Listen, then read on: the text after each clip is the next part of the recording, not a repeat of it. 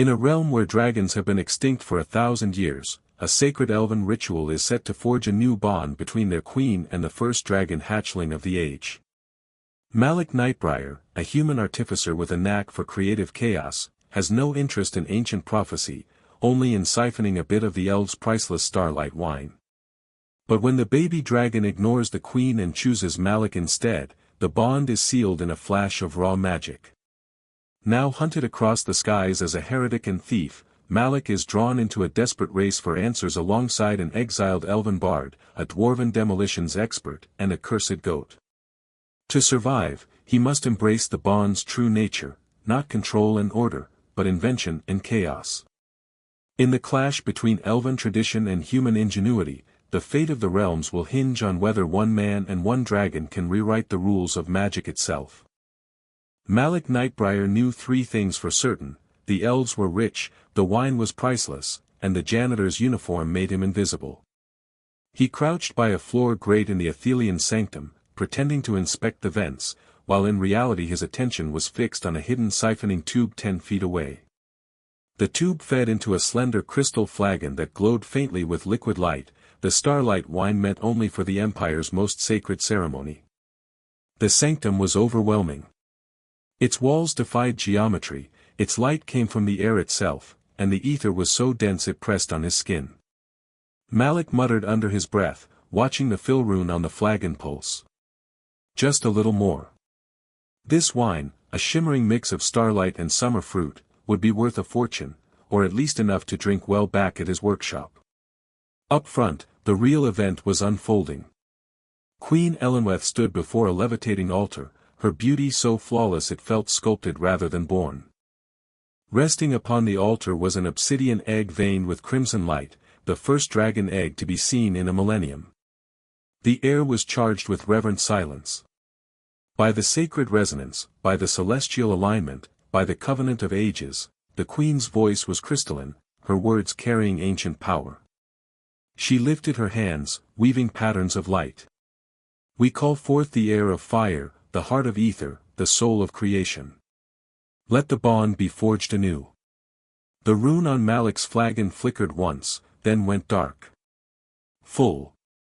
He whispered a release word, detaching the siphon, and began to edge closer to retrieve it. A sharp crack echoed through the sanctum. The egg split, not broken, but unfolding. Shards dissolved into glittering dust. From within emerged a creature the size of a cat, scales black as obsidian, eyes molten gold. It sneezed, sending a puff of cinnamon-scented sparks into the air. "Come, Ignis," Elenweth called, her tone soft with pride. "Come to your keeper." The dragon tilted its head, gazing at her, then at the nobles, then at Malik. Its golden eyes locked onto him, the one person here who didn't belong. "Oh no," Malik muttered, hands half raised. "Wrong guy. Shiny ladies over there." Ignis ignored her completely, waddling toward Malik with determined clumsiness. It sniffed his stained trousers, then nudged the copper wire lace in his boot and the tinkering device in his pocket. Chirping with fascination, it rubbed its head against his leg. A blinding flash erupted where they touched. Malik gasped as a burning cold rune seared into the back of his hand. A matching rune flared on the dragon's brow. The bond was made. Silence gripped the sanctum. Even the queen's perfect composure fractured. "The ritual is tainted," she said at last, her voice a razor. "The human has corrupted the bond. Seize the blight and secure the hatchling." 6 royal guards advanced, spell lances crackling. Malik's instincts kicked in. He grabbed the flagon in one hand, a floating silver serving tray in the other. The first lance struck the tray with a deafening clang, but the enchanted wood held. "Nice craftsmanship," Malik grunted, twisting the stopper from the flagon. He hurled the glowing wine at the other guards. It drenched them and their active lances. Instead of exploding, the conductive wine overloaded the weapons, discharging their magic in a blinding pulse that left the guards reeling.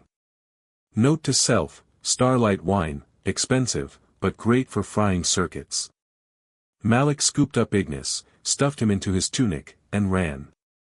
The queen's enraged shout echoed behind him. He spotted an idle enchanted cleaning disc, the kind that polished floors. Perfect getaway vehicle, if he could bypass the palm scanner. Rummaging in his pocket, he pulled out a bent three-pronged spork and jammed it into a near-invisible seam. The disc roared to life.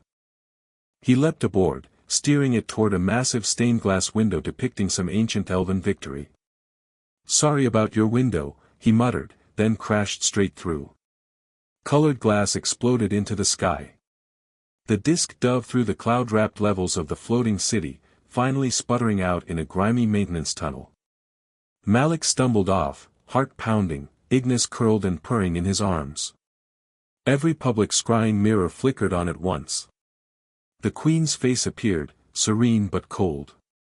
"Today our most sacred rite has been desecrated. A human agent, Malik Nightbriar, assaulted my guard and stole the last dragon egg. He holds the future of the realms hostage. A bounty is issued, dead or alive." Malik stared at the image. "I was stealing wine, not the egg." He had 20 minutes before the bounty hunters arrived, a hulking ogre and two twitchy goblin twins. They cornered him in a dead-end tunnel. "Hand over the lizard," the ogre growled. Before Malik could think of a bad idea, a sound like a mountain collapsing tore through the air. The hunters screamed, clutching their heads. An elf in scuffed leathers appeared, plucking a jagged note on a lute like a weapon. "Is this gig booked?" she drawled, "or can I be the opening act?" A dwarf followed, tossing a metal sphere that exploded in light and smoke. When it cleared, the hunters were unconscious. "That was a messy magical spike you left back there," the dwarf rumbled. "Figured whoever made that might be in trouble." The elf grinned. "I'm Aella, professional disgrace to my people." "Rurik," the dwarf said. "We've got an airship, if you're interested." Malik glanced at Ignis, then at his rescuers. "Yeah," he said. "Let's go." The rusty mug was barely airworthy, smelling of ale and burnt rune strips. A white goat wearing spectacles looked up from chewing a vine. "I am Bartholomew, Archmage of the Fifth Circle," it said dryly. "And you're dripping chaos on my astrolabe." Malik stared. "You have a talking goat." Bartholomew peered at the rune on Malik's hand. "Extraordinary. The elves think the bond requires order. You've made it with, whatever it is you do. This could be catastrophically unpredictable." Malik sighed. "Story of my life." Ignis hopped onto his lap, and for the first time, Malik wondered if maybe, just maybe, he was in for more than a quick payday. The rusty mug rattled through the clouds, its mismatched panels creaking as if offended by the very idea of flight. Malik sat near the aft hatch, scratching Ignis under the chin. The little dragon chirped happily, gold eyes narrowing in contentment. Across from them, Aella leaned back in her chair, boots on the table, strumming her battered lute with absent-minded skill. Rurik stomped in from the engine room, wiping soot from his braided beard. "We need a new mana injector," he announced. "This ship's running on fumes." Bartholomew, perched beside a stack of maps, adjusted his spectacles. "Kasaxspire Market. Closest place to acquire such a component, though you'll also find every bounty hunter in the western skies loitering there." "Perfect," Malik muttered. "Nothing says fun like shopping while wanted." Rurik grinned. "Keep your hood up, and don't do anything stupid." That was, in Malik's experience, the sort of advice destined to be ignored. Kasaxspire's docks were a chaotic sprawl of ships tethered to floating platforms made of blackened steel and worn planks. The market itself was a tangle of stalls, smoke, and shouting merchants. Spells crackled overhead as customers tested illicit wares. Malik kept Ignis close inside his jacket. "Blend in," he told the dragon. "Look valuable, but ignorable." Ignis chirped once, and promptly vanished. Malik's arms were suddenly wrapped around a solid gold, jewel-encrusted goblet. The thing gleamed like the crown of a particularly tasteless monarch. "Oh, no," Malik hissed. Roaric's eyes went wide. By my grandfather's forge, we're rich. We're conspicuous, Malik snapped, trying to shove the goblet under his coat. Change back.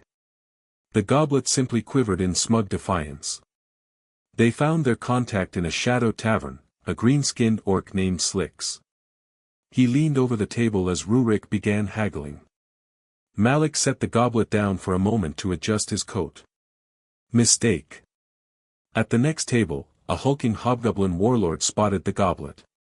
Fine cup you have there, human, he rumbled. It's a replica, Malik said quickly. Worthless. The goblet disagreed. A single gold tentacle sprouted from its base, flicked outward, and stole the warlord's coin pouch before retracting with a smug plink. Silence. The warlord looked down at his empty belt, then up at Malik. His skin darkened to an ugly purple. I was just thinking, Aela said lazily, this place lacked a certain dramatic tension. The warlord roared, flipping his table. Chairs scraped, mugs shattered, and the tavern erupted into a brawl. Rurik, grinning, swung a chair into an ogre. Aela strummed her lute, this time unleashing a sonic blast that shattered every bottle behind the bar in a glittering cascade. Malik didn't wait.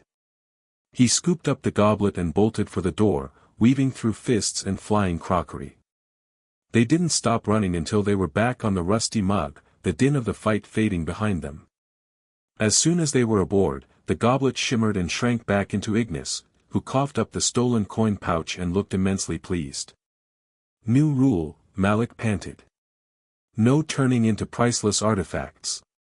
Ignis licked his chin in blatant disregard. While they caught their breath, far away aboard the Starfall, Queen Elenweth paced the bridge. Reports from the bounty guilds were pathetic. Her quarry wasn't just surviving, he was humiliating her. The gold goblet fiasco in Kasaxspire had already spread as a tavern tale. Her pride burned. They see a thief, she told her commander, not a blasphemy. She turned sharply. Deploy the Crimson Templars, all of them. The commander hesitated, fear flickering in his eyes. The Crimson Templars hadn't been fully mobilized in over a century. Silent assassins, masters of spell and blade. When they hunted, there were no survivors. Elenwetha's voice was ice. This is no longer a retrieval. It is a purge. 2 days later, the rusty mug hid in the drifting ruin of a monastery built into the side of a floating mountain. Malik wandered into a vast spherical chamber where gravity had long since failed, leaving pews, shards of stained glass, and debris drifting weightlessly. He tried to teach Ignis to fetch a floating rock. Ignis instead phased through it, chirping with pride. That's when they struck. 6 crimson-armored figures emerged from the shadows, boots magnetized to the walls, moving with eerie coordination. Rurik. Aela. We've got company. Malik yelled into his sending stone, shoving Ignis into his jacket. A lance of energy seared past his head. Malik kicked off a wall, drifting through the weightless chamber, dodging between drifting relics. The Templars followed in utter silence, their movements perfectly timed. He ducked into a side corridor, then froze. Dead end. A hole in the ceiling widened, and the lead Templar dropped through, landing in a crouch. The blade in its hand glowed with deadly contained magic. Malik's mind spun. No weapon, no plan. Only junk scattered across the floor. He grabbed a splintered divining rod in one hand, a cracked power stone in the other, and held them like a dangerous artifact. You don't want to do this, he bluffed. I'm rerouting the monoflow through the astral conduit. Catastrophic feedback loop incoming. The Templar tilted its head, not understanding. Malik doubled down, shouting more nonsense. Polarizing the chrono matrices. Ignis, sensing his panic, acted. The dragon poked its head out and burped, a concentrated puff of flame that struck a leaking gas pipe. The explosion was enormous. The blast hurled the Templar leader back into the corridor, armor smoking. Static crackled in Malik's sending stone. Malik. Was that you? Rurik demanded. Yeah, Malik said, glancing at Ignis. Basic stuff. Reverse polarity. They escaped in the confusion, but the attack left Malik shaken. The Templars weren't bounty hunters. They were executioners. On the Starfall, Elenweth listened to her Templar's report. He wields raw, unstructured power, majesty. It is unnatural. The Queen dismissed him, her jaw tightening. He twists the bond into a crude weapon. He will be excised. Back on the rusty mug, Malik sat in the engine room among copper pipes and glowing crystals. Ignis climbed into his lap, curling up with a soft trill. Through the bond came a wave of pure trust. Malik looked at the junk in his hands, the same pieces he'd used to bluff the Templar. All his life, the elves had called his methods crude, wasteful, wrong. But maybe they weren't wrong. Maybe they were human. He didn't need to control magic like an elf. He could build with it. A thought sparked. He left the engine room and burst onto the bridge, eyes alight. Bartholomew. The oldest texts, before the elves rewrote them. What did the first bond actually require? The goat mage frowned. Most of that lore is forbidden, but I recall it said the bond answered not to order, but to creation. Ingenuity. The first act was a toolmaker's hammer, not a priest's prayer. Ayala's grin was slow and knowing. So your so-called heresy, jamming magic through machines, might be the original language of the bond. Bartholomew nodded. The forge of the first king. That is where it began. Rurik slammed a fist on the console. Then that's where we're headed. Unbeknownst to them, aboard the Starfall, the Queen had just read the same ancient fragment. She understood exactly where they were going. And she was coming. The rusty mug tore through the cloud lanes, its patched sails snapping in the wind. Rurik piloted like a man possessed, weaving between floating shards of ancient earth. Behind them, the silhouette of the Starfall was a dark stain against the horizon. She's gaining, Ayala called from the rigging, her silver hair whipping in the gale. Malik leaned over the railing, watching the Queen's flagship cut through the air with impossible grace. Remind me why we're not just, hiding. Because hiding doesn't get us to the forge, Rurik grunted, spinning the wheel hard to avoid a drifting crystal monolith. And that's where we'll find the answers. Bartholomew trotted up beside Malik, spectacles askew. The ley lines here are treacherous. I've charted a shortcut, dangerous, but shorter by 2 days. It threads through the shattered sky, home to whispering behemoths. Whispering what now? Malik asked. You'll see, the goat said grimly. They saw them within the hour, vast, translucent shapes moving in the mist, larger than cities. The behemoths drifted in slow, dreamlike arcs, their forms constantly shifting, as though woven from cloud and starlight. When they passed close, a deep, resonant whisper crawled through Malik's mind, murmuring in a language he didn't know yet almost understood. Ignis pressed close against his chest, a low growl vibrating in the dragon's throat. The behemoths didn't attack, they simply watched, their immense eyes following the rusty mug until it slipped out of their domain. When the haze cleared, the forge of the first king rose before them. It wasn't on a mountain. It was the mountain, an entire floating world of black star metal, its surface littered with the silent tools of gods. Enormous gears lay half buried in rock. Chains thicker than city walls hung from broken cranes. At its center yawned a cavern wide enough to swallow a fleet. Inside, lines of dormant runes crisscrossed the floor. At the heart of it all, on a raised dais, sat a single anvil forged from pure black star metal. As the rusty mug descended, Malik felt the bond in his hand thrumming in time with his heartbeat. Ignis wriggled free and trotted ahead, tail swishing, drawn to the anvil as if by gravity. The crew followed into the cavern, boots echoing on metal. Malik reached out and placed his hand on the anvil. It was cold, so cold it burned, but it thrummed with raw potential. Images flooded his mind, the first hammer striking stone, sparks leaping into darkness, shapes forming from chaos. Then the shadow fell. The starfall had arrived. Its hull blocked the cavern's light as it descended with terrifying elegance. A single skiff detached, gliding down to land 100 paces away. Queen Elenweth emerged alone. She walked toward them with unhurried confidence, silver robes whispering over the metal floor. "You have led me to a sacred place, thief," she said, her voice echoing. "A place you cannot comprehend. Step aside. Give me the dragon, and I will grant you a swift end." Malik stood his ground. Ignis padded to his side, scales faintly glowing. "I think I'm starting to understand," Malik said, laying his palm flat on the anvil. "This place isn't about control. It's about creation." Her eyes narrowed. "You are a flaw in the design. A spark that will set the world aflame. Let me end this before it consumes us all." Malik glanced down at Ignis.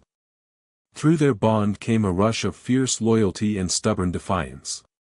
The dragon's thoughts were simple: stay, fight, make. "Order's just another word for a cage," Malik said.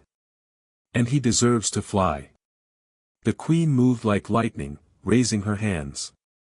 A lance of perfect, searing ether erupted toward him, a spell so precise it cut the air itself. Malik didn't dodge. He slammed his hand on the anvil and shouted, "Shield!" Ignis roared, and the forge answered. Gears screamed to life, slamming a slab of glowing star metal onto the anvil.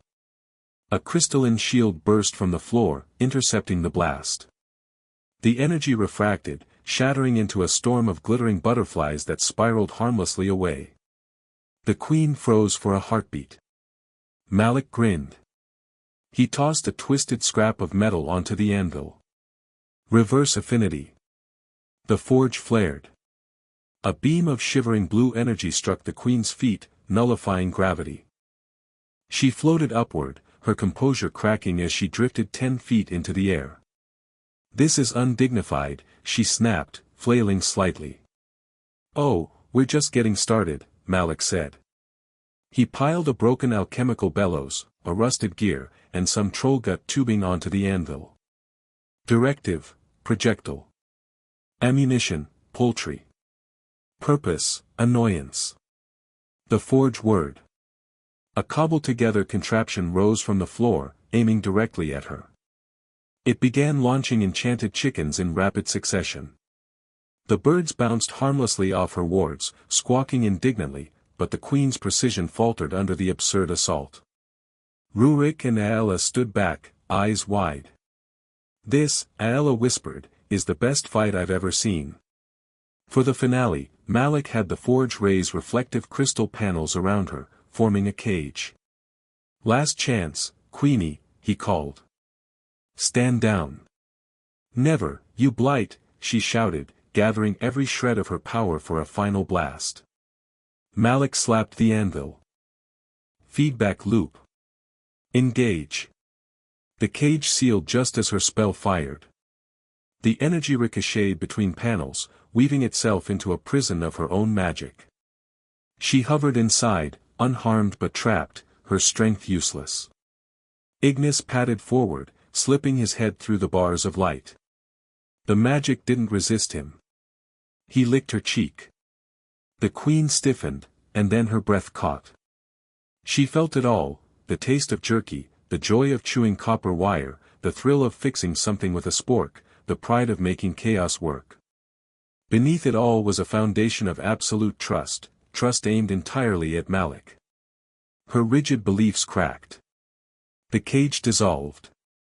She floated gently down, her eyes no longer hard but searching. Malik said nothing. The forge's hum filled the silence. On the rusty Mug's bridge an hour later, every scrying pool in the realm lit up. The queen's face appeared, composed but different. "The dragon has chosen," she said. "The bond is not corrupted. It has forged a new path. The Athelian Empire will honor it. The bounty on Malik Nightbriar is rescinded. He and the dragon are under our protection. The image faded. A stunned quiet filled the cabin. Rurik broke it first. Think of the salvage rights on this place. Whole world of god-tier scrap. Bartholomew chewed his vine, unimpressed. Victory tastes like regular air. I was promised ambrosia. Aella plucked a soft, perfect chord. For a man who started all this by wrecking a janitor's cleaning disk, she said, you clean up pretty well. Malik smiled, watching Ignis, now cat-sized again, concentrating hard. With a shimmer, the dragon turned into a tiny, wobbly version of the rusty mug, complete with miniature trollgut bindings. The rune on Malik's hand didn't feel like a brand anymore. It felt like a promise. The forge of the first king slumbered once more, its great gears grinding to a slow halt as the last echoes of the duel faded. The rusty mug hovered just outside the cavern mouth, tethered by thick mooring lines to a rusted anchor post. Malik stood at the anvil a moment longer, his palm pressed to the cool black star metal. Ignis sat beside him, tail wrapped around his legs, watching the faint afterglow fade from the forge's runes. We could strip this place for a decade, Rurik said, eyeing a pile of god-sized wrenches with undisguised greed. Bartholomew shook his head. Touched the wrong thing here, and you may wake something we cannot put back to sleep. This place predates even the elves' understanding of magic. Malik glanced down at his rune-marked hand. Feels like it's not done with us yet. Aella hopped lightly onto the anvil, balancing on one foot. So what now? You've made peace with the queen, broken 1,000 years of tradition, and armed yourself with the most temperamental forge in history. What's left? Start a dragon-themed bakery. Let's just get back in the sky, Malik said. One win's enough for today. They left the forge behind, the rusty mug's patched sails billowing as it climbed through fractured clouds. The plan was to head toward the free skies, neutral territory where Malik could disappear for a while. But the bond between him and Ignis still hummed with restless energy, as if the dragon were itching for something more. 2 days out, they passed over the dead drift, a stretch of stagnant air where derelict ships floated like corpses, tangled in vines of half-dead spellwork.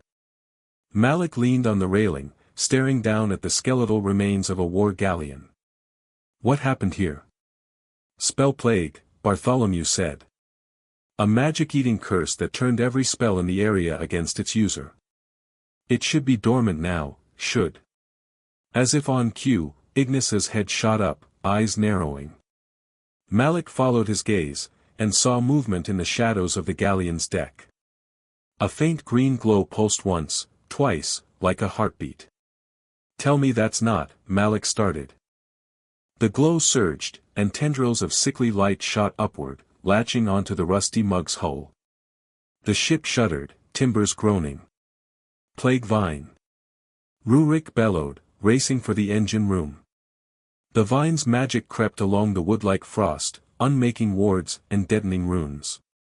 Aella's first sonic strike barely made it quiver. It's feeding on our magic, Bartholomew warned. The more we fight it, the stronger it grows. Then we don't fight it with magic, Malik said. His mind raced. This wasn't about force, it was about building something the vine couldn't digest. He bolted for the workshop, Ignis leaping after him. On a bench lay a jumble of scrap, copper piping, broken mana filters, a dented alchemical pump. Malik's hands moved fast, bolting and binding pieces together into something between a pressure sprayer and a fireman's hose. Ignis chirped and spat a puff of flame into the intake valve. The pump whined to life, not with magic, but with raw heat and compressed air. Malik hauled the contraption to the deck, braced his feet, and let it rip. A jet of scalding steam blasted the plague vine where it gripped the hull. The vine recoiled with a shriek. Steam wasn't magic, it couldn't feed on it. Malik and Ignis worked in rhythm, blasting the tendrils until they peeled away and dropped into the clouds. The rusty mug creaked in relief as the last vine slipped free. Rurik cheered from the helm. Aella gave Malik an exaggerated bow. Ladies and gentlemen, the savior of questionable ships. Bartholomew cleared his throat. Impressive improvisation, but we have a problem. That glow.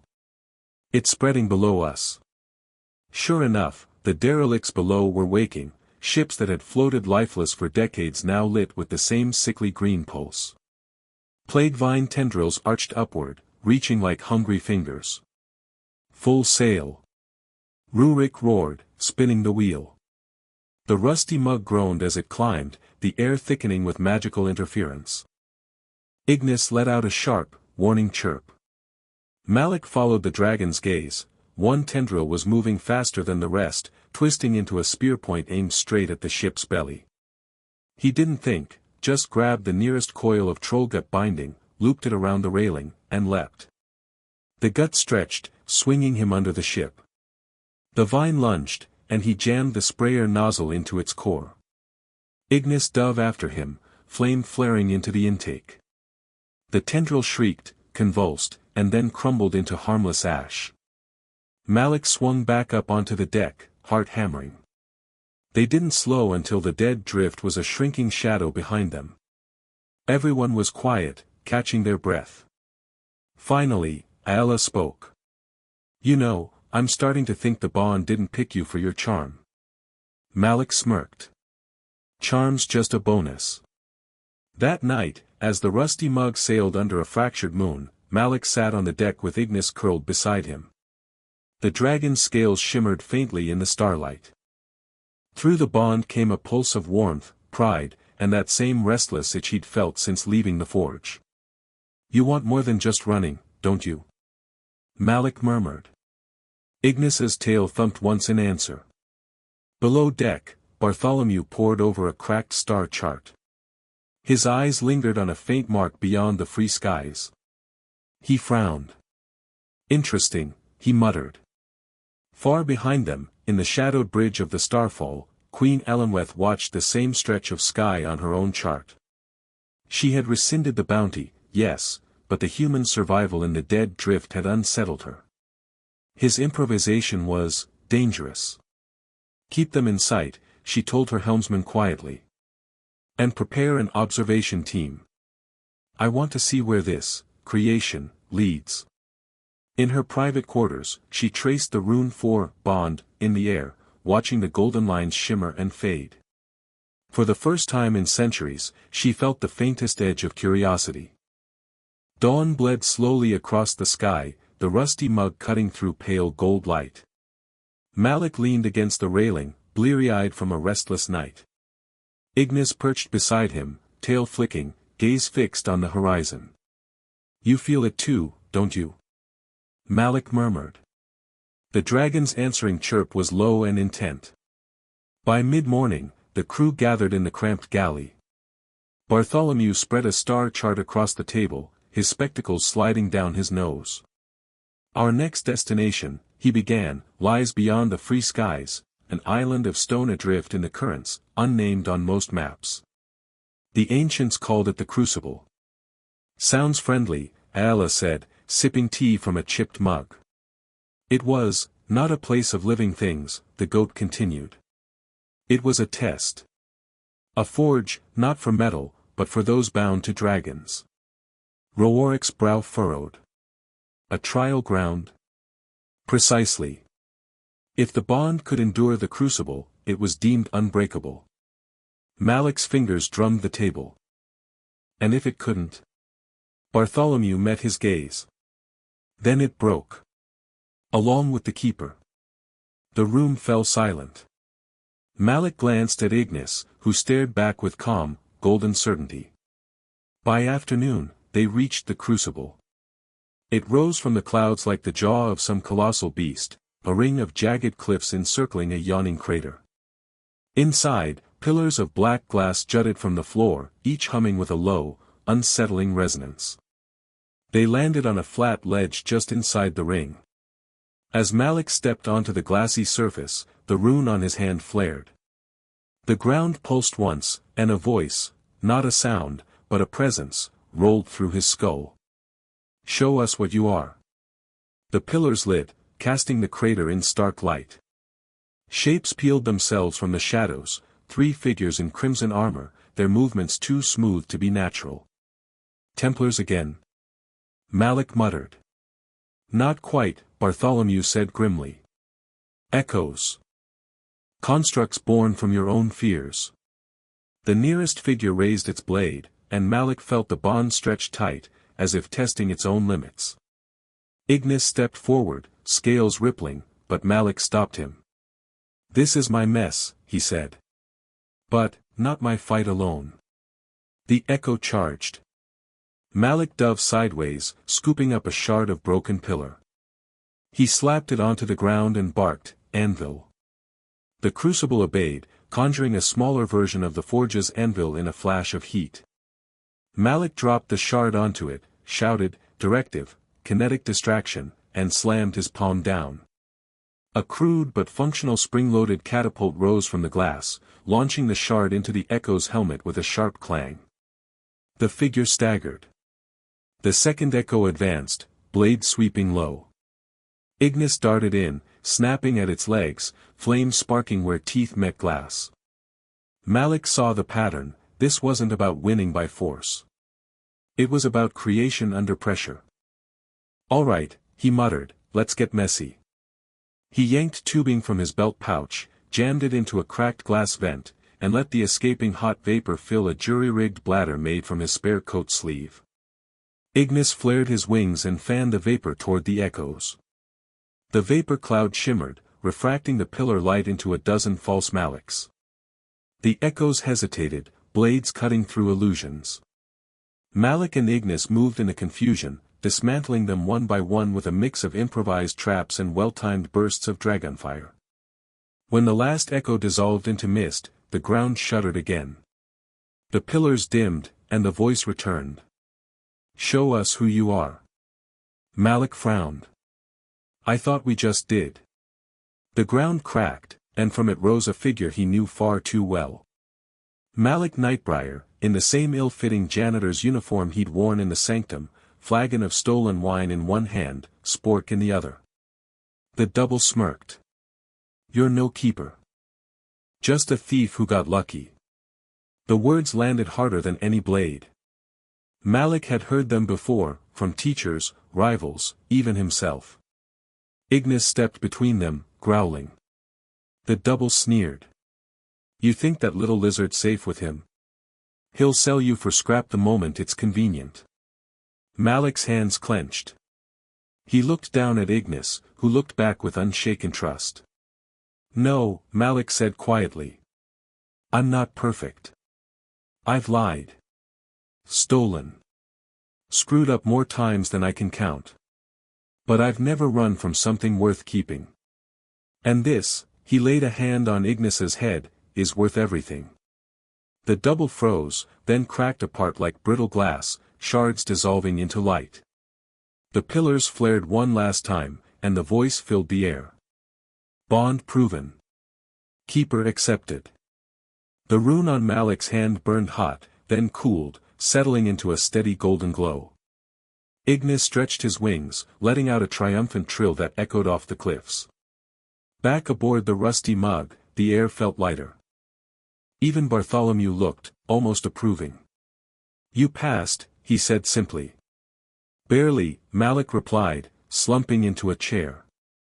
Aella strummed a bright, triumphant chord. Barely is still a win. They set course for the free skies, the crucible shrinking behind them. But as the sun dipped low, a familiar silhouette appeared off the port bow, the Starfall. This time, no battle followed. A single skiff detached, gliding over to match their pace. On its deck stood Queen Elenweth, alone. She stepped aboard the rusty mug with measured grace, her eyes scanning the crew before settling on Malik and Ignis.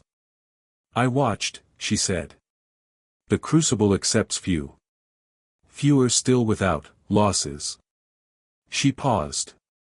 You have my respect, human. And my thanks. Malik blinked. That's unexpected. Her gaze softened, just slightly, when it shifted to Ignis.